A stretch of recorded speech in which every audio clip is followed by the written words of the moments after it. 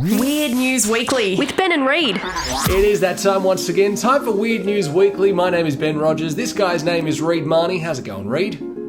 Ben, I'm all well. How's things with you? Yeah, good. Settling into the new place and, just enjoying things here. It's a very bright house that I live in now. Lots of big windows everywhere. It doesn't seem like, if you're watching on the YouTube right now, it doesn't seem like this is a very bright room that I'm in. The window is just off to my right here. It's because at this time of the day, the sun has just passed over the top of the house, and this particular room gets a little bit darker, but it's still quite bright compared to what you're seeing on the video feed right now. But the rest of the house outside of this room is just like illuminated like crazy. It's brilliant, and the cat absolutely loves it because she's just sitting in the sun everywhere she goes. She thinks it's great. So yeah. Oh, they love the sun cats, so good to hear. How about your side of things, Reid? What's been happening with you? Been a relatively quiet week, although today, on the day we are recording this, I'm not really looking forward to my footy team playing today because it's the battle of the two crappiest teams on the AFL. Both teams have only won one game this season, so it is a game that will be full of terrible match. It'll just be terrible viewing, and also it's really a battle for the wooden spoon. To see who can win the wooden spoon, and also the first draft pick. So I don't know if I really want to watch it or not. I don't usually watch my team anyway, but two crap teams playing against each other, no, I don't know if I can subject my eyes to that kind of atrociousness. But still, I guess the good thing about if your team loses and you guys do end up with the wooden spoon, you still do get the first draft pick, so you end up getting one of the best players going around at the moment that isn't signed to a team. So there's, always a silver lining, I guess. Yeah, always a silver lining. I really hope, though, that they actually hand out a literal wooden spoon. It would be good, wouldn't it? We've got to make... Maybe we should take it upon ourselves to give the team a wooden spoon, send it in the mail and say, here you go. That's all you deserve. Just like a wooden spoon on a little podium with an AFL logo at the top of it. That'd be good, I reckon. Let's get on to it. I reckon no one else has thought of it. Let's do it. As far as weird news goes for the show this week, I have news about the VCR. Apparently, we're not going to see VCRs anymore because the last known producer of the product has decided, hey, it's time to stop making them. And, it was a long time coming, so more details about that for you soon. As well as that, a California dermatologist has commissioned a certain type of cupcake to promote a certain thing that a dermatologist would, I guess, like to do, which is a little bit weird. I'll give you more details soon. It's kind of a very cryptic way that I've described that one. But yeah, of course you'll be filled in with all the details and then it'll make more sense. Of course, we have Pokemon Go stories this week. I have one, Reid has one. My Pokemon Go story is all about a guy from New York City who claims to have actually caught all 142 Pokemon that are currently available in the game. So yeah, he thinks that he has clocked the whole thing and, got it all sorted and now just has to battle people at the gyms and all that kind of stuff with all the 142 Pokemon that he has. As well as that, this seems like a continuing trend on this show over the past couple of weeks. I have something weird and new that drones have done this week, and it comes from the UK, this one, on a beach. What about you, Reid? What do you got? Well, Spain has the running of the bulls. New Zealand seem to have the running of the Jaffas. Oh. They've got a Jaffa Race, which apparently has been going since 2001. It is all in the name of charity, but I thought of all the things to roll down a hill, I wouldn't have picked Jaffas at the top of my list. So we'll talk more about why they do it. It is in the name of charity, so it is a good cause, but still a bit bizarre at this very same time. Also, McDonald's over in New Zealand have launched their other version of Create Your Taste. They've got a website called Create Your Burger, where they were asking people to submit your burger entries, and you could also put it on the website, which was an official Macca's website. Well, they didn't really account for pranksters and idiots, and people have uploaded all kinds of burgers that you probably would never get at McDonald's. Some aren't even burgers. Some are just products, but they've given them a name, so we'll see why. See why it's become a bit of a headline story. Also, Pokemon, you did say I did have a story. Well, I do. This is regarding dating. A dating website has launched a bit of a Pokemon dating website. It is one of the most popular apps of all time, and of course, a lot of other apps want to cash in on that success. So they've launched their own dating version of Pokemon. It's called Poker Dates. So good on them, but we'll see if it's becoming a success or not. And finally, off-the-grid parenting. Seems to be a bit of an upcoming trend now with a lot of new age parents, and there was a recent story over in the UK where some off-the-grid parents were doing a bit of an interview, and whilst they were in the middle of talking about their lifestyle, one of their daughters was off camera doing a bit of running around as kids all do. They don't say do work with kids and animals on TV. They say not to do that. Well, this is a good example of why you should never work with children on TV. Yes, I've actually seen the viral video that's going around with this one, and it's not good. But as far as following along with the show, of course, at Weird News Weekly on Twitter, weirdnewsweekly.tumblr.com. Leave us your voicemails right there and via the SpeakPipe app as well, and share your opinions on the stories that we talk about throughout the show. Listening to the show, of course, iTunes, Stitcher, and SoundCloud, and you can watch us right here on YouTube if you are seeing our smiling faces right now. So thank you for watching right here. A really good response once again to the YouTube side of things over the past couple of weeks, Reid. We've had the episode that we posted the other day, only a couple of days ago as we're recording this, already up to around 25, 26 views, which is fantastic. I did tell my parents to watch it, so that's at least one of those views, but not all of the 20-odd views, so that's not just my parents. So, of course, rate, review, and subscribe in all those places that I've just mentioned, YouTube, SoundCloud, Stitcher, and, all that kind of stuff. iTunes as well, that's probably the most important one out of the audio side of things. And, of course, get involved with the show and more weird news to come for you soon. Now, Reid, an iconic piece of 90s technology. I'm sure you would have used this quite a lot as a kid, and I definitely used this quite a lot as a kid. The VCR. The last known maker of the VCR has decided to cease production since it was originally released back in 1983, and it's lasted all the way until now in 2016. And the last known producers of them, Japanese manufacturer Funai Electric, have said, hey, no more, sales are down big time, so we just can't, see the reason to make them anymore. And, obviously it was going to happen with the digital rise of DVDs and now the streaming world with Netflix as well. Yeah, well, I mean, I must admit, the VCR, I can't remember the last time I used a VCR. Yeah. I really can't. Must have been just after the year 2000. Because even then, that's when DVDs were starting to really come into the mix. And VCRs were slowly starting to go away. But it's 2016, and this guy's just said, nah, enough, I'm out. Really? So 2016. 33 years after the first VCR was actually produced and put out for sale, they've decided no more, we can't do it anymore. But Funai Electric, you would know as the makers of the VCRs who were branded with the Sanyo label around the rest of the world. So they were the main producer of the Sanyo VCRs that would go out to everyone. And I'm sure a lot of other labels got plastered on these VCRs over the years because that's, the way it works. But obviously with the VCR came our trips to the video shop, as we used to call it, on the weekends. The video shops are pretty much non-existent these days, but obviously here in Australia it was the likes of Video Easy, Blockbuster Video, Civic Video. They were the main ones that we go to on the weekends. Get ourselves an overnight rental for $6 or around about $6-ish, which is, pretty big considering you're getting one movie for $6 that you can only watch maybe once or twice before you have to take it back by 6 p.m. the next day. And if you don't take it back on time, or if you don't rewind that video cassette, they're going to fine you and sting you for even more money than the $6 they've already, stung you for, actual renting the VHS copy of the movie itself.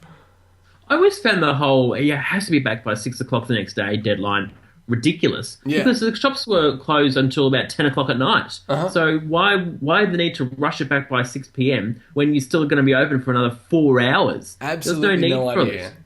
Absolutely ridiculous, but that was their law, their rule.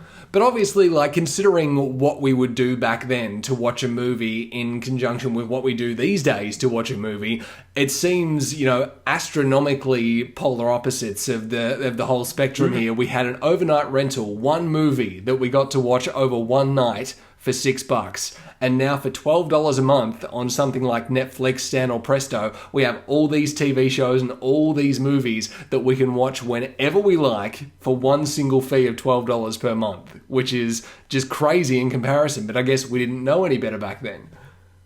No, well, I mean, we're very ignorant to, I guess, viewing of today. But it's amazing how, the way we watch things compared to previous years, compared to, say, the year 2000, when, that was sort of when this new age of technology was just starting to really hit the people. But, the ways we used to watch VHS tapes, I mean, I've still got... I moved house recently, and I just remembered all these VHS tapes I had in my garage. I must have had about 30 or 40 tapes. Yeah. What am I still doing with these? Like, I'm not going to have any need for them whatsoever. I mean, it's just... I'm sure there's people who have VHS tapes in their garage who have never watched them for years and are thinking, what are we still doing with these? Because presumably VCRs, no one has them anymore. Well, it's... my parents actually do still have some VCRs. They have two. They've got one. They've got one that's stashed away in their cupboard that they don't even use. It's just sitting there collecting dust, basically. And then there's another one in the front lounge room of their house that's a dual player. So it's VCR on one side, DVD on the other side. So they only really use the DVD side of things, even though they've got Netflix now as well. So they barely even watch DVDs anymore. But it's kind of got me thinking that the one that's sitting away in their cupboard, I should actually borrow that, bring it over to my house and plug it into my computer, and then the VCR or the VHS tapes that I've still got left, I should plug them in and, dub them onto my computer and have digital copies of those movies rather than having the VHS tape copies. Do you think that'll be a service that'll really sort of take off in the years to come, converting your VHS tapes onto digital? Because I reckon that might be a bit of an untapped market. Well, even in this cupboard behind me right now, I have at least 5 VHS tapes in there. I think 3 of them are Three Ninjas movies.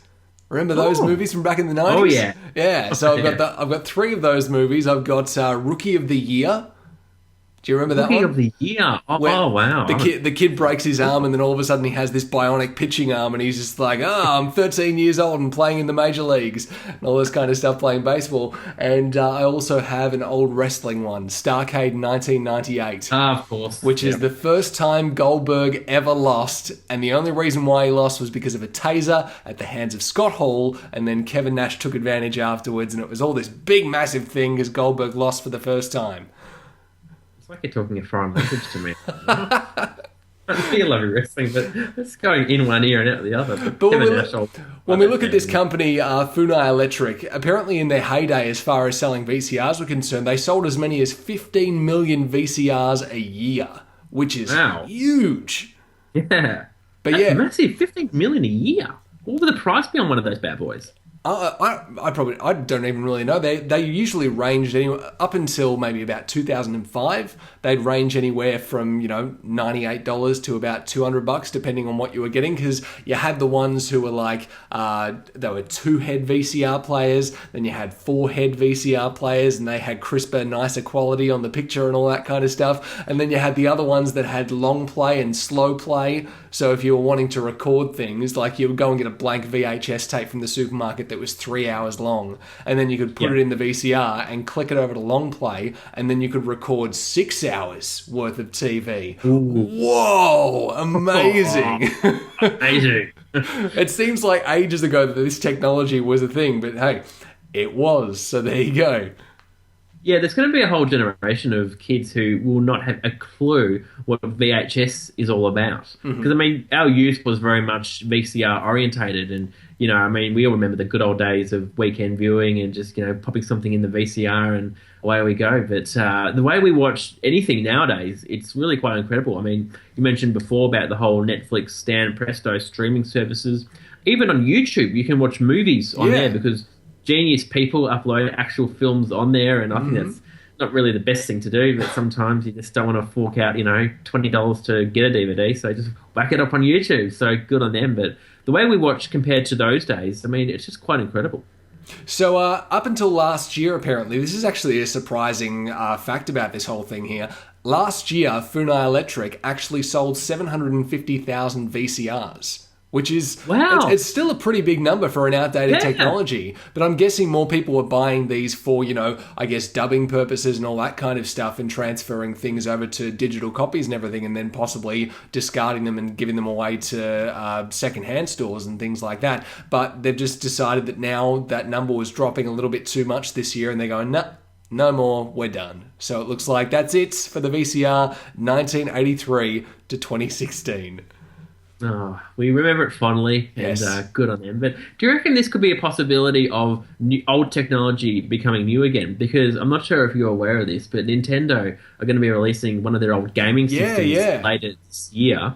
And there's also the other thing of the Nintendo 64, where apparently those still sell for quite a lot of money at markets and online. So do you reckon in years to come, the VCR might make some sort of a comeback, and people will spend all kinds of money just to have one? Well, I guess we have like record players making a comeback and all that kind of stuff as well. Actually, quick tidbit about the new Nintendo console that's coming out. That's a retro mini version of the original NES.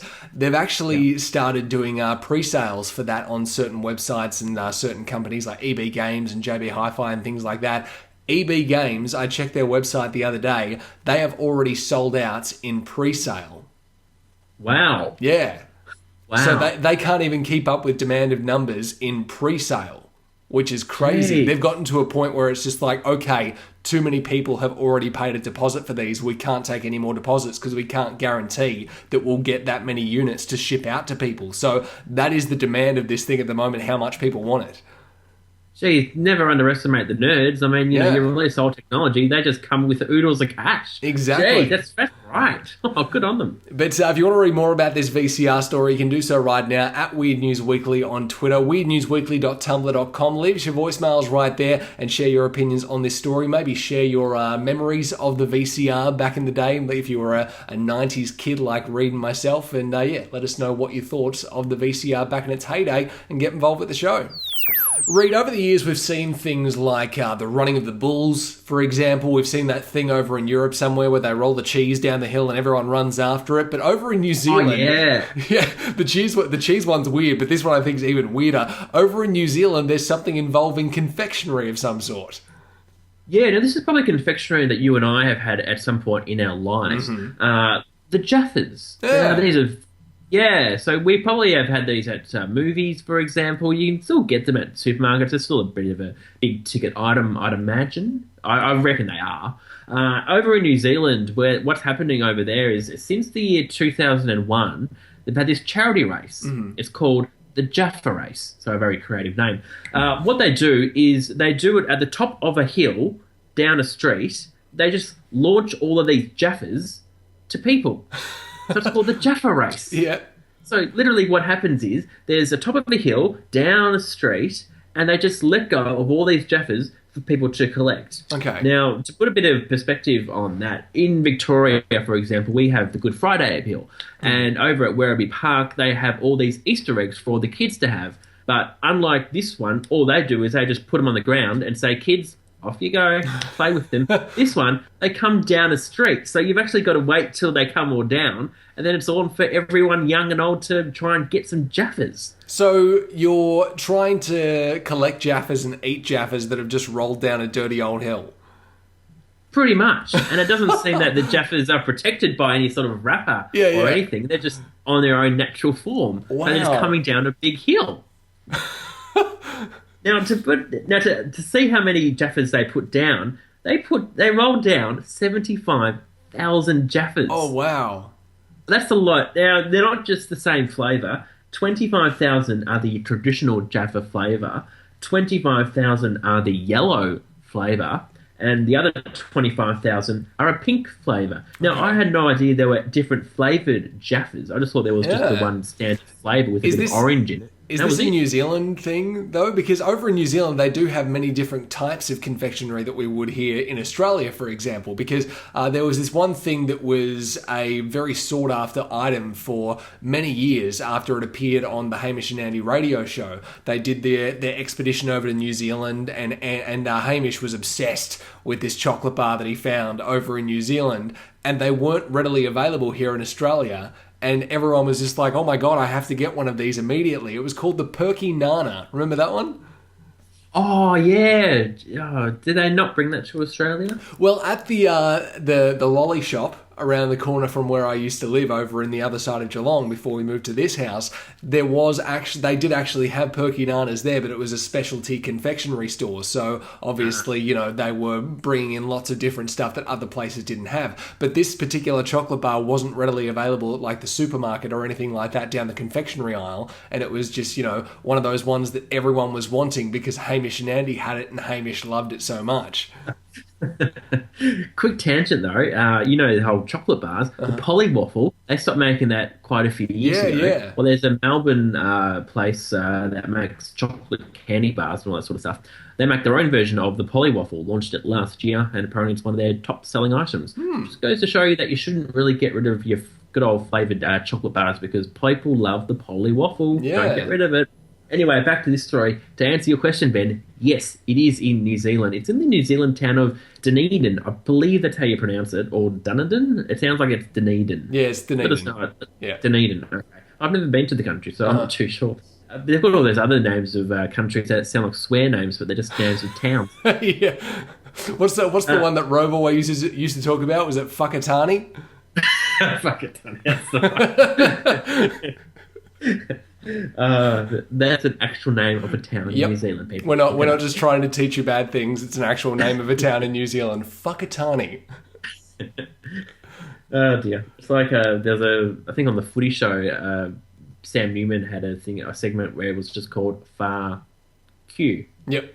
Far and the letter Q. So just put them together. And I think there was a segment where I was just asking questions, and that would be. I don't know why. Anyway, the reason for this thing, they don't just do this just for the hell of putting Jaffas down a hill. It is all in the name of charity. They raised, so far to date, they've raised $600,000 for all kinds of charities, including Make-A-Wish, Life Saving, and plenty more. Now, they make money through ticket sales, so people have to actually, spend money to concede in the race or contest in the race.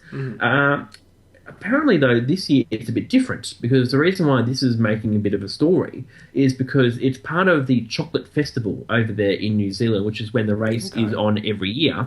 But this is to coincide with the launch of a brand new chocolate bar. Now, Cadbury are the makers of the Jaffa, and what they're doing this year is they're actually launching a chocolate block that's got Jaffas in it, the Cadbury Jaffa block. So I don't know if that is a thing in Australia. I definitely know you can get them at the supermarket. But I reckon that'd be an interesting flavour, a Cadbury chocolate block with Jaffas during the block. So interesting little bit of advertising there from Cadbury. They're sort of launching a product with the same time as this race. So very clever from those guys. But it's an interesting race to launch Jaffas on a hill. And to think people would actually spend money to eat a dirty old Jaffa that's on the road. Well, that's the whole thing because Cadbury have been releasing so many different chocolate bars lately, at least here in Australia, for example, and there's been nothing, as far as like big spectacle things for the launch, there's been nothing done here really at all. And they've had partnerships with like Oreos, and they've been doing another one for the Olympic team here that is Lamington flavour Cadbury chocolate. And the Lamington one is actually really good, by the way. I actually tried that the other day, and my partner and myself both agreed that we're just like, yep, we could have that again and eat that block way too quickly. But yeah, they don't have any sort of massive launch product or launch for their new bars over here in Australia. They just have like traditional advertising like television and radio and online, but as far as an actual launching of a product, I think that's a fantastic way of doing it at the Jaffa Race. Yeah. So, I also think it's a bit of a waste of food, though, to launch 75,000 Jaffas just to go down a hill. But it's a big hill.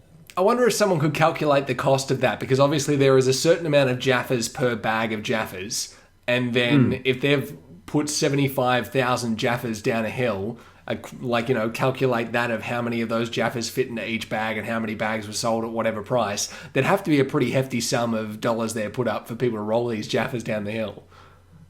Well, you pay a pretty hefty sum at the moment just for a bag of Jaffas at the supermarket, probably $4 to $5 a bag, and you're not getting that many Jaffas. So presumably quite a few $1,000s worth of Jaffas is being lost on a side of a road down a hill. Yeah. So, people spend money on all kinds of things nowadays, and if people want to spend money on that, then so be it. And you'd think it would end up creating quite the mess at the end of it all as well, really. Oh, absolutely. I mean, we all know what it's like to drop food on the ground, especially, chocolate, especially on clothing as well. It's a nightmare to get out, but it would be quite nasty. I will say this, though. I did come across this interesting little stat about Jaffas and New Zealand that really had me a bit bizarre. Get this, Jaffas have been made in Dunedin since 1931, so they obviously do like their Jaffas. It's I know, a very long time. I was not aware of that until I came across this story. But this is the interesting stat that really had me gobsmacked. I'm not trying to build this up, by the way. It really is a bit strange. New Zealanders consume, on average, 66,000 Jaffas a day. Whoa! I know. That's crazy. I know. I read that thinking, is that a misprint? Do they mean like a month or a week? No, a day. Wow. 66,000 Jaffas a day. So maybe there is popularity for the Jaffas over there. Maybe there is need to have a Jaffa race. But that's a lot of Jaffas. 66,000 a day. I reckon. Yeah. If you'd like to read more about this story, though, you can do so right now at Weird News Weekly on Twitter, weirdnewsweekly.tumblr.com. Leave us your voicemails right there and share your opinions on this story as well, and get involved with the show. Reid, I'm looking at my computer screen now and seeing some very bizarre looking cupcakes right here. These have been commissioned by a California dermatologist by the name of Dr. Sandra Lee, who is also known as Dr. Pimple Popper. Oh.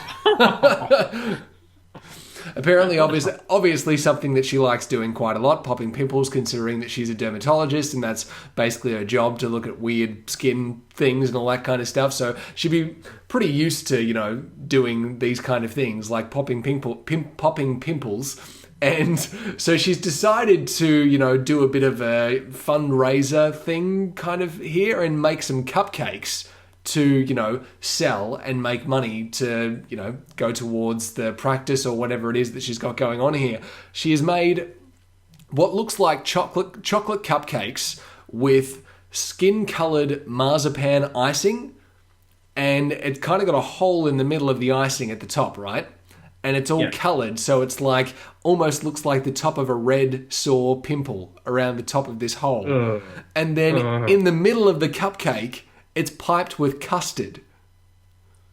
So you can push down on the top of the cupcake and the custard starts coming out the top of this red pimple-looking area, and it looks like, custard pus, basically. Oh, no. It's taking something that's usually so nice in a really, really odd direction. Oh. The two there's no correlation between pimple popping and cupcakes. Yeah. There's no correlation. So, what is she doing? Actually, she's not doing this for charity or anything at all. It's just to celebrate her affinity for popping pimples, it says here, the quote. Oh my goodness. And some of these look really strange as well, because like, not only is there, the redness around the little hole that they've put in the icing here, but after they've piped it with the custard, they've also put like this little oozy sugar glaze around the top. So the pimple part actually looks like it's oozing on top of the cupcake. Oh. She's really gone into detail with this thing. It's quite weird. She's really obsessed about what she does for a career, though, this one, isn't she? Yeah, For example, you're a radio announcer. Behind you, in the background there's a bit of a wall art with some radio stuff on it. Exactly. Now, that's about as external as radio as you can get. But for this one to be making cupcakes when she, pops pimples for a living, that's a bit much. That's a bit extreme. And we've got a video here as well. We'll share this video for you at the Tumblr and the Twitter accounts, at Weird News Weekly on Tumblr, at Weird News Weekly on Twitter, weirdnewsweekly.tumblr.com. And it's basically them, squishing down the top of one of these cupcakes, and the custard pus starts oozing out the top through the hole. Just seeing your face every time I say the words custard pus. I like custard, and for someone to be destroying custard for me, that is just horrible. But when they're pushing down on this cupcake, they're just kind of looking at it and going, "Oh wow, oh look at that, oh that's fantastic, oh wow, yeah." What? Why? But I mean, she's obviously trying to make money for herself here. I mean, surely as a dermatologist, she'd be, on quite good money already, being you know, a medical practitioner, all that sort of stuff. Why would she need to be making extra money by this bizarre practice? Well, apparently not only is she known as Dr. Pimple Popper, but she also actually has T-shirts printed as well that say Pimple Popper on the front of them. And she's often seen wearing one of those shirts in her posts on Instagram. Wow, she really loves what she does for a job. Oh, it's ridiculous. The obvious question I have here is, do you reckon the cupcakes actually taste nice? Do you reckon they actually taste... They've been made by like a proper baker. So she's taken this idea to a bakery and said, hey, I'm known around the area as Dr. Pimple Popper. Everyone knows who Dr. Pimple Popper is. Can you make the official cupcakes of Dr. Pimple Popper? And so with her ideas and their know-how of, you know, baking all this kind of stuff, they've made this creation, and it just looks... It looks like it would still taste okay, but it just looks disgusting. You'd have to sort of blindfold yourself just to eat it. Yeah. I mean, I like to actually look at the food I'm eating and enjoy it at the same time, but this is a bit of a case of, oh, look at me, I'm a pimple popper, I'm a doctor. I mean, she's trying to force her own ideas onto everyone else. Yeah, a lot of people don't want to be looking at these pimple popping things. It's horrible. I don't think there's really all that much more that needs to be said about these cupcakes. We just need you to go and check out the photo and the video right now. It's waiting for you at Weird News Weekly on Twitter, weirdnewsweekly.tumblr.com. Check out the photo and the video in the story link right there, and let us know what you think by leaving a voicemail. And get involved with the show and tell us your thoughts on this one for sure. Reid, over here in Australia, we are known as kind of trailblazers as far as McDonald's is concerned. We were the creators of McCafe, which is now a stalwart around the world, pretty much. And also, we have created recently Create Your Taste, where you go into McDonald's and you tap on the little touchscreen boards, you create your own burger, and then they give you a little sensor thing, and then as soon as that thing vibrates, your burger's ready. You come up to the counter and get this burger they've made especially for you. Now, it seems like over in New Zealand, they've tried to follow suit a little bit and create their own thing, but it hasn't quite worked out the same way. What's the details here? No, it hasn't quite worked out as well as they would hope to have worked out. What's happened is they've had the exact same product launch called Create Your Taste, and to launch that sort of new design, they've also launched a website called called Make Burger History. So what they were wanting you to do was you to make your own burger and to not only give it a name, but also to put the ingredients in there. Now, once you did that, you then upload that image to this McDonald's website. Now, people have had all kinds of burger submissions. Some were good, some were a bit unhealthy, but some burgers they would enjoy. Some people took advantage of this by McDonald's, and they realised that we could launch any kind of burger and put it on the official McDonald's website. So this Macca's website has sort of taken off, and people have created their own burgers, and, you know, some were okay, some were a bit naughty, and some, I just don't think McDonald's did enough market research on this website to really think about. It didn't take into account idiots and pranksters and of those sort of types of people. So what's happened is some people have launched a few burgers, and I'm going to have a look at some of the burgers rather, as to what they've done. So there was a few interesting submissions. There was one called the Carbonator, which was literally 7 burger patties. Burgers. So not the actual burgers, but the burger buns. So it was literally 7 burger buns stacked on top of one another, and they've just called that the Carbonator. So I don't think that's a burger McDonald's will be launching anytime soon. There was also another one, Bag of Lettuce. Right. Which was literally just a bag of lettuce. And, you know, you have to remember inside a bun at least, or no, just a bag of lettuce. Bag of lettuce. Yeah. So you have to remember, this was an actual official McDonald's website. So you could go onto this McDonald's website and not only give the burger a name, but give the ingredients, and then you could launch that on the website. There's also another one. There was one called, this is a bit naughty, by the way. It's not a swear word, but it's just a bit naughty. It's called Girth. Which was a stack of 7 undressed burger patties called Girth. So they launched that one. And then this one was a bit naughty. It was called Ron's Creamy Surprise. Oh, no. Which was just a pile of mayonnaise. Yeah. And that was that. Now, it took McDonald's a little while to figure out what was going on here, and they then took down the website.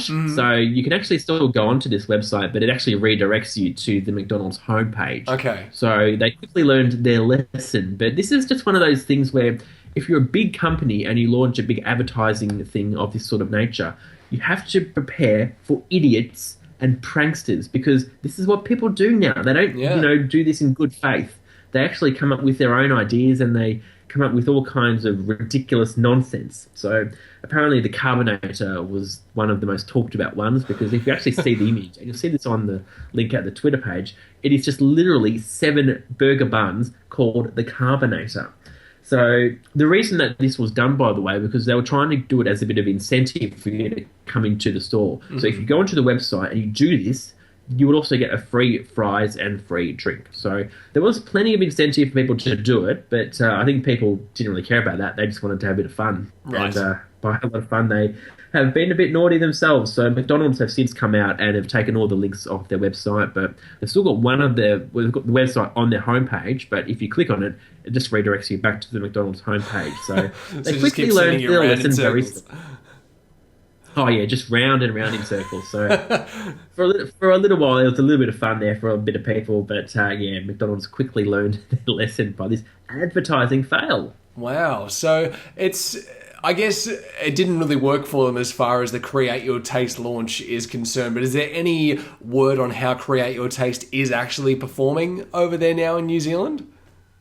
As far as the new launch product goes, it's actually doing quite well. They're quite happy with how it's getting a bit of traction with people, but unfortunately not off to the best of starts, and it will forever be known as the advertising fail for McDonald's for Create Your Taste. So the website Make Burger History is no longer around, but we'll always have the fond memories of these hilarious images, the Carbonator, and also the other one, which I just said, Ron's Creamy Surprise. Ron's Creamy Surprise. Oh, yes, fond memories of that, don't we? So, yes. I can't imagine people going to McDonald's and ordering Ron's Creamy Surprise or the Carbonator. No. So, there we go.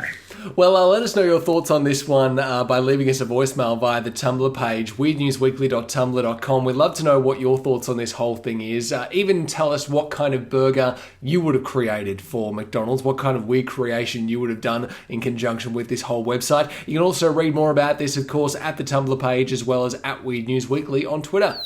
Reid, of course, what would the week be without more Pokemon Go stories? It's the big app going around at the moment that every man and his dog is still playing about, 4 or 5 weeks after its launch now? It's just taken the world by storm, this thing. And particularly over in New York City. One guy in New York City, Nick Johnson, he claims that he has caught all 142 Pokemon available in the United States right now. Wow. Yeah. That's quite an effort to get them all. And he says that he has done this by spending 8 hours a night after work walking around the streets of New York City finding all these Pokemon. 8 hours, dude. Yeah. That's a lot of time. So basically what's going on here is there are 151 monsters in the first generation of this whole gaming franchise, right? So he hasn't caught all 151, but there are also, 2 of those that are believed to be specific to regions around the world, so you can only capture them in certain countries. And there's also a certain number that are just unknown at the moment, and no one knows what those actual Pokemon are. They're a mystery. So he has caught all 142 Pokemon that are geographically available to him at this point in time. Wow, I mean, to catch all of those, he must have a serious amount of time on his hands to be able to do that kind of stuff. Well, he actually has a day job that is quite, it's actually quite demanding. He's a head of platform for a startup called Applico. Oh, okay. And so, being involved in a startup is a big enough job itself, but also, putting 8 hours a night into finding Pokemon around your city. Like, good on this dude for getting plenty of exercise, getting 8 hours of exercise walking around the city trying to find Pokemon. But at the same time, when does he sleep? When does he get any rest at all? That's the other thing. But also, how old is this guy? I mean, Yeah. what's he doing playing Pokemon? How It old? doesn't have any info on his age here. Just he calls himself a Brooklyn-based Pokemon master. He is part of Team Valor, and apparently he's hoping developer Niantic improves the game's gyms and battle systems to make it more fun. So he's not really overly impressed with the whole gyms and battle systems in the game right now. So a bit of a critique there for Nintendo to go back and improve, according to him. But yeah, he has apparently found all 142 Pokemon available to him right now.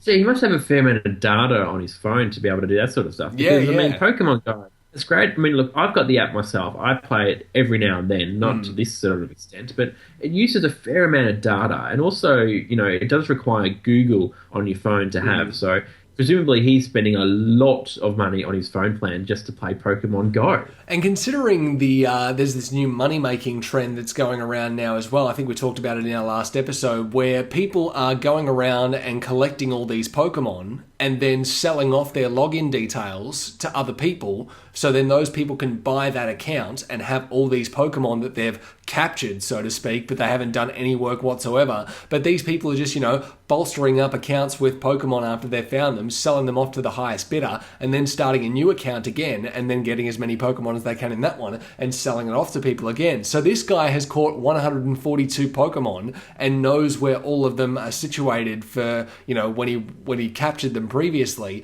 So he could easily sell off his 142 Pokemon account and just go out there and get them again.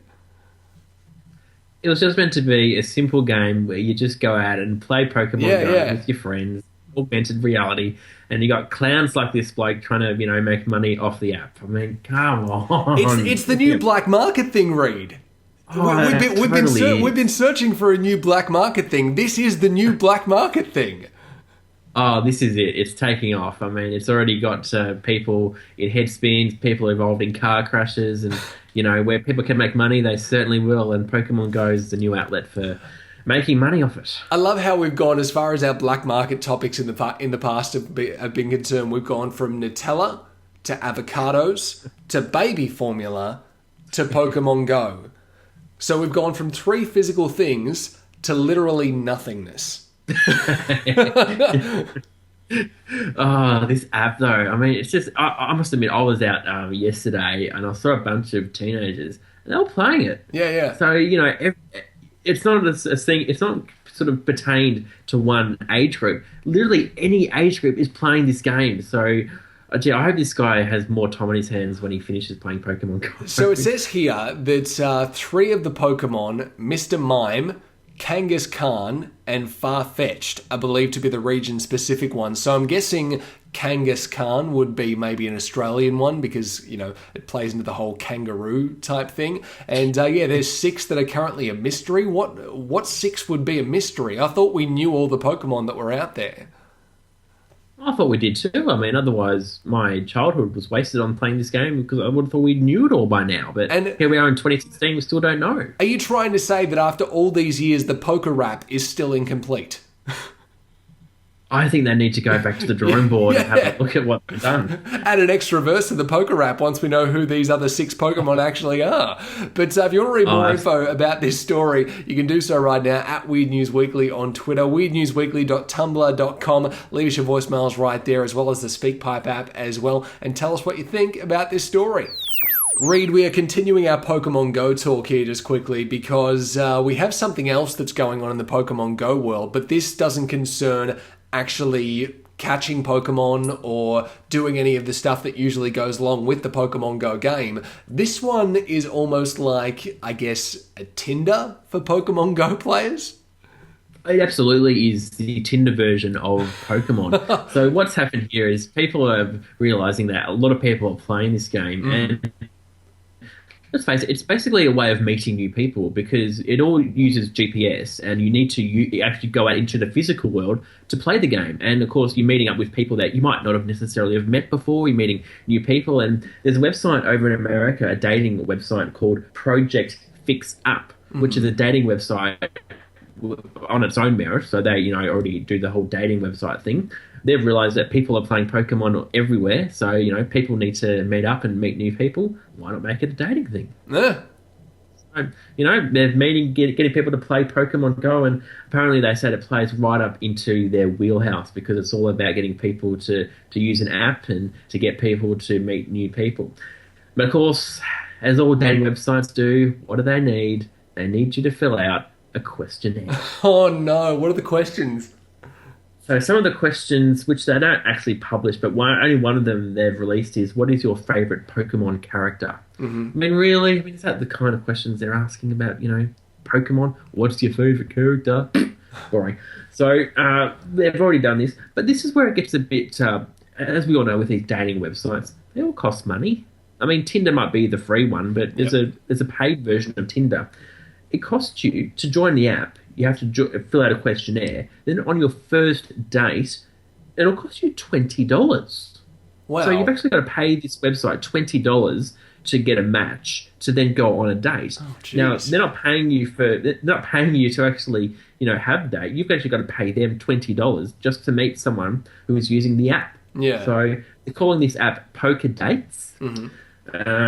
It seems that, this was bound to happen eventually because dating apps are taking off everywhere. And I'm just amazed that we haven't seen some sort of Ashley Madison type app for Pokemon dates at the moment.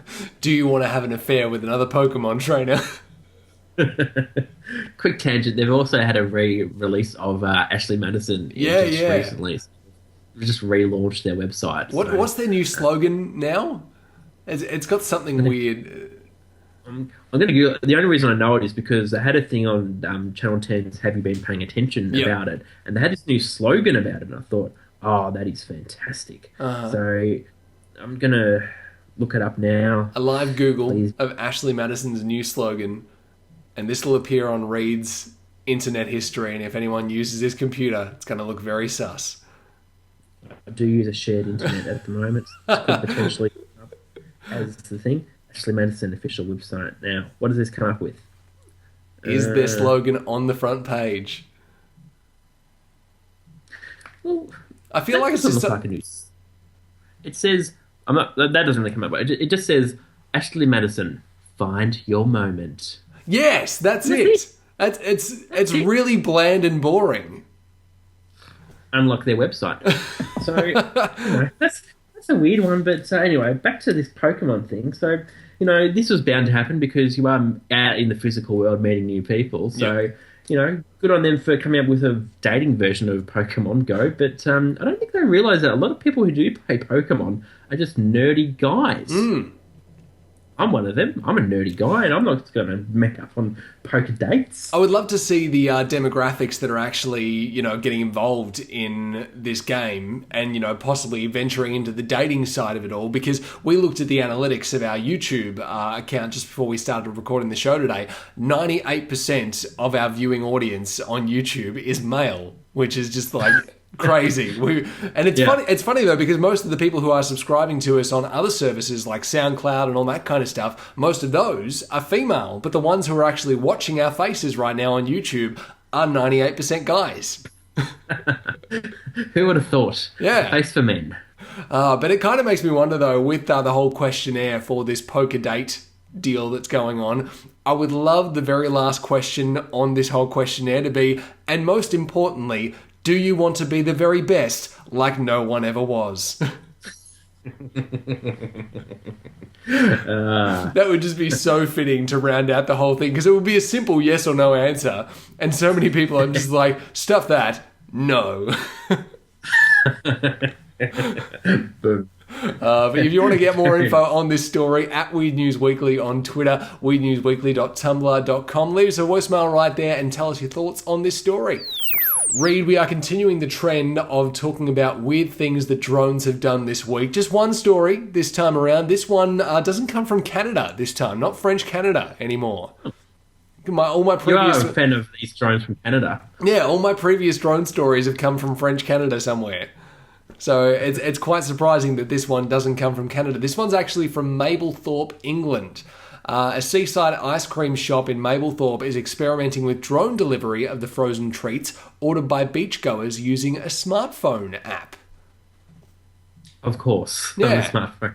So you can be somewhere on the beach and the ice cream, stand can be all the way over the other side. And you can be like, okay, gonna get my smartphone out, open up the app and say, hey, want this ice cream delivered to this area of the beach, and here's my coordinates, come over to this part of the beach when you've got the ice cream ready, and then you just pay via your credit card or something like that throughout the app, and they get your ice cream ready, sit it in the bottom of the drone, and it gets couriered all the way down the other end of the beach to where you're actually sitting at the time.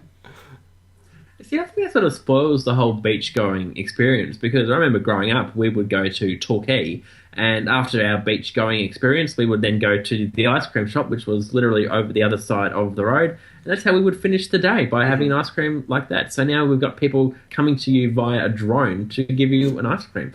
Don't know, that's a very new age of technology, isn't it? Well, it's kind of like my girlfriend and myself, we go on a yearly trip to a place called the Grampians in central Victoria here, and there's one particular place in the little town this little town that's in the centre of the Grampians called Halls Gap, and there's an ice cream shop there that everyone knows and loves. When they go to Halls Gap, you have to get at least 2 or 3 ice creams whilst you're there, and so Gabs and I actually made the plan of like, okay, we're going to go for a big walk on one particular day, do a big hike, and then our reward at the end of the day after the big hike can be an ice cream at the ice cream shop. So we went for a hike every single day and then came back and treated ourselves with an ice cream. But there's one particular climb that's called the Pinnacle. And that's the big, well-known one around the Grampians. Everyone likes to go on the Pinnacle climb and all that kind of stuff. So we did the Pinnacle climb, and you get to the top, and you can see, like, down over the little town and all that kind of stuff. You can see the main street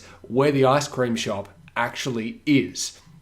So it kind of got me thinking, in this whole situation, could you climb to the top of the Pinnacle and then get your treat actually droned up to you at the top of the Pinnacle, rather than having to walk back down again and then drive to the ice cream shop to get your afterwards treat? I think you're onto something there. So maybe we need to really look at if this is a service not already in production up at the Grampians, and let's see if we can do it. But that's a good way of using drones. Yeah, so what they've done here, it says that the drone can carry up to 10 ice creams at once. So they can take up to 10 orders and then just go, okay, so we've got to go to here, and then here, and then here, and just kind of zigzag down the beach and deliver all these ice creams. But at the same time, I feel like this could create a situation where people are going, okay, here comes the drone, it's got my ice cream on it. Oh, actually, I like the look of that one better. I might take that cone instead. Is there going to be any sort of time where potentially the ice cream could melt at any time? Because presumably it's coming from the ice cream shop to the beach. It doesn't say anything about, like, as far as the actual freezing capabilities on this whole thing. Like, I don't know whether they're in a cooler or something like that that's attached to the bottom of the drone or whatever, but it doesn't actually say anything about how they keep it cool whilst they're delivering it to you via drone. It's just literally, we give you ice cream via a drone. Oh my goodness, wow. So that's an interesting way of getting ice cream. It seems a lot of effort just to get food, doesn't it? Yeah. And it kind of makes you wonder what avenues are going to be explored now that ice cream has been done, and the rest of the food possibilities that are out there. Who's going to start delivering food via drone next? Is it going to be like McDonald's, or is it going to be Pizza Hut, or one of those random places? Drones are a massive win for us lazy people. Yeah. I absolutely love it. For that reason only, just because I'm so lazy. Rather than walk to get ice cream, just get a machine to get it for me. Can you imagine that though? Like, you get on the phone, you ring up Pizza Hut or something like that, you order your pizza, and then all of a sudden, like, this drone just pops up at your door. It's just hovering there outside of your door. You open your door, it's got a pizza hanging off the bottom of it, pull your pizza out, and then just like, thanks drone, bye. We're really losing that personal touch with people that actually have to come to your door and give you something, aren't we? So definitely, this is the new way of delivering. It's all about the drones and the lack of human interaction, because human interaction, I can't handle it. No. If you'd like to read more about this story, at Weird News Weekly on Twitter, weirdnewsweekly.tumblr.com. Leave us your voicemails right there, also via the SpeakPipe app as well. Tell us your opinions on this story and get involved with the show. Reid, there has been this thing going around lately, this trend, so to speak, called off-the-grid parenting. And with that, a viral video has caught many people's eye. And you've got some details here about this whole thing that's going on. Yeah, no, this is a couple who were doing an interview on a UK TV talk show called This Morning, where they were talking about their lifestyle, how it's a bit unconventional because, growing up, I guess I had a conventional lifestyle. I was, living in a house with two parents and two brothers, and that was very conventional. But what they're talking about the unconventional lifestyle of off-the-grid parenting is their lifestyle growing up. It's about how they eat food and about how they live. And, for example, they live in a one-bedroom apartment. Oh, weird. They sleep in the same room. Now, that's very bizarre. In the same bed, or...?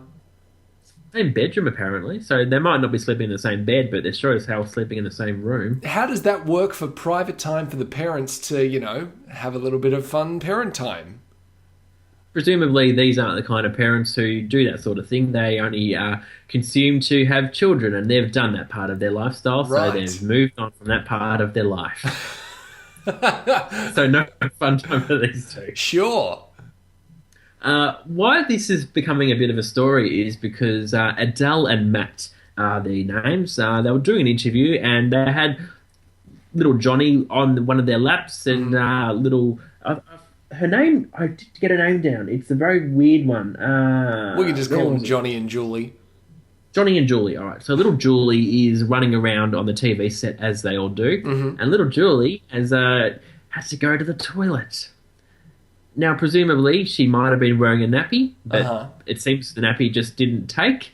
And during the interview, she's just urinated on the ground. Well, it's kind of got me thinking, if it's off-the-grid parenting and they're trying not to spend money on all these extra things that they supposedly don't need, are nappies one of those things that they don't need, and they just let her, mess herself in her pants whenever she feels like she needs to go? Presumably. Yeah. Her name, by the way, Ostaria. Ostaria. What a bizarre name. I think... Yeah, go on. It's like someone got Austria and Australia confused. And they were just like, hey, let's just mash them together and give it a go. It's the same place. Oh, exactly right. So I think this is what probably the best term I could use for these parents. These are the modern day hippies. Because, we had the hippies in the 70s and now hippies have really lost their way. So I think this is the new way of being a hippie in 2016. So they were on it. Now, I don't know what... I think they were talking more about their lifestyle and about what they're doing. Well, since that interview has gone viral, what's happened is a lot of people have taken to social media unhappy at the fact they let their child urinate on the floor. But because if you look at the interview, little Johnny's on one of their parents' laps. He points and laughs at what's happened, but the parents don't do anything about it. They just continue talking to the interviewers as if nothing had happened, but something did. Something bad. So they're all blasé to the whole thing, and little Johnny's just knows exactly what's going on. He's looking at his sister thinking, yep, I've seen that face before, looks down at the ground and goes, yep, I knew it. I'm in the know. Well, exactly right. So, and a lot of people have been very up in arms about it. And, of course, what's happened is that the mother, Adele, has had to actually take to social media in a social media on Facebook, I think, and she did a post saying she was wearing a nappy, but sometimes the nappies don't take, and nature has taken its place. So that's a bit unfortunate. But this is what this is all about. So what's happened now is there's been a few twists and turns with this story. They've now set up a GoFundMe campaign because they want people to fund their lifestyle. Right. Because I'm not sure what they do for a job, but it seems they might not be the type of people who have conventional jobs because after all, they're a bit unconventional in their off-the-grid parent lifestyle. So what they want from people is $100,000. Now, I know. That was my reaction when I first heard it. But they actually do say why they want to do it. They have got a thing called, they want a plan, all right? They want to move to Costa Rica. Right. And they want to buy a plot of land so they can grow food and have access to wildlife and nature in its natural state. Right. So presumably they want that to set up $100,000. Now, I haven't checked the GoFundMe campaign recently, but about 2 days after it began, they only raised $5. And they want $100,000, so they've got a long way to go before they get that $100K. If you look at it, it's kind of just watching people saying, hey, we want you to fund our lifestyle because we don't want to do anything. Exactly right. It's being lazy, but they're trying to come up with a way to make it not look like they're being lazy. Oh yes, Yeah. it's off the grid parenting, but secretly we don't actually want to work for Yeah. anything we do. It's just like we're too lazy to actually go to work every day, so we just want you to do everything for us.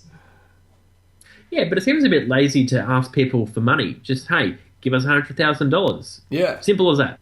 I mean, most people have to actually work very hard just to earn that kind of money over a couple of years a period. But just to say, give it to me now, seems a bit selfish. Well, because with GoFundMe, obviously, like with a lot of the other ones like Kickstarter and all that kind of stuff, is there perks that they have to give back to the people who have funded them in order to, get this funding from them? Like they say, if you give us more than $100, we will do this for you in return. Is there anything like that in place here? No. Wow. They just want your money. They just want to give and they just want to take and not give at all. They don't want to do anything for it. They just want your money. Oh my goodness. Well, of course, we will post this video for you at the Twitter and Tumblr pages, and you can check it out right there. It's amazing how crazy people have started going about this whole thing. Like, even just I saw an article about it on news.com.au the other day. It was this big, massive opinion piece just by one of the writers that's there at news.com.au, and they had so much to say about it. And I looked at this article and I was just like, I ain't reading that.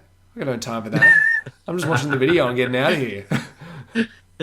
That's all we want to do. We just want to watch the video and move on. Yeah, exactly. You see the headline and you just go, okay, I get the gist of what's going on here with the headline. I just need to watch the video and then I can go. I don't need to read your opinions on this whole thing.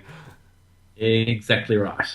But if you do want to get more info on this whole story, at Weird News Weekly on Twitter, weirdnewsweekly.tumblr.com. Leave us your voicemails right there, as well as on the SpeakPipe app on your smartphones as well, and let us know what you think about this whole situation and get involved with the show.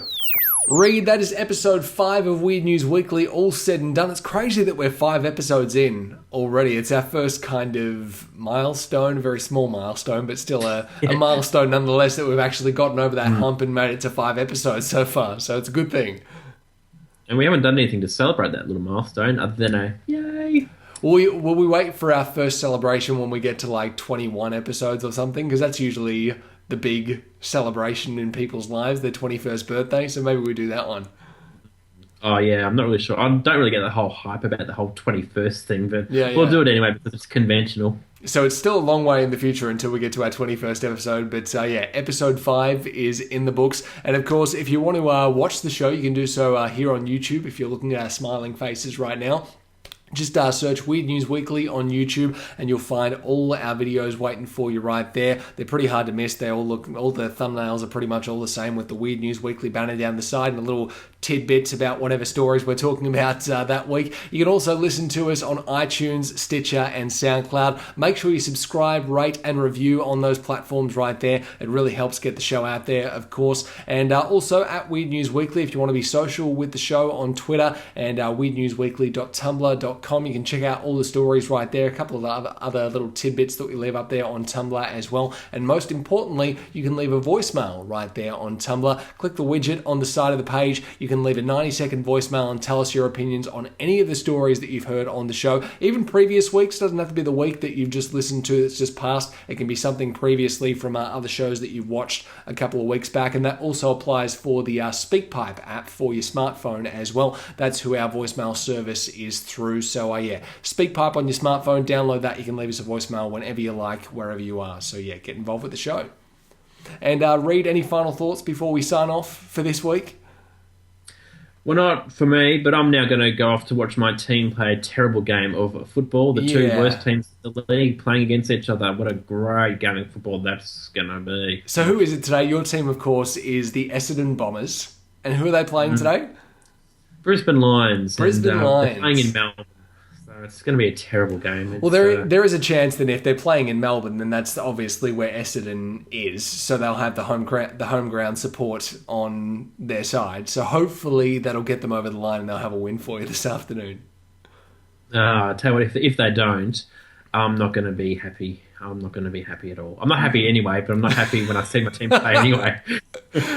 So, of course, for the upload of this episode, we are back to our Tuesday night Australian Eastern Standard Time upload time frame, and we hope to continue that over the next couple of weeks after that slip up that we had with the previous episode. That was just because of moving troubles and internet troubles, all that kind of stuff, of course. But we're hopefully back to normal 100% right now, and of course, we will catch you next week. Until then, keep enjoying whatever you're doing with your life, and more weird news to come for you next week. Until then, I've been Ben Rogers. This guy right here has been Reid Marnie, and we will catch you next time. See you, bye. Thanks for listening. Be sure to rate and review the show on iTunes and follow on Twitter and Tumblr for more details on the covered stories. Just search Weird News Weekly. You can also be part of the show and give us your opinions on a story by sending a voicemail via the SpeakPipe app, or just click the voicemail link on the Tumblr page. Spoken by Sarah D and sped up like this because we like the way it sounds on the government ads.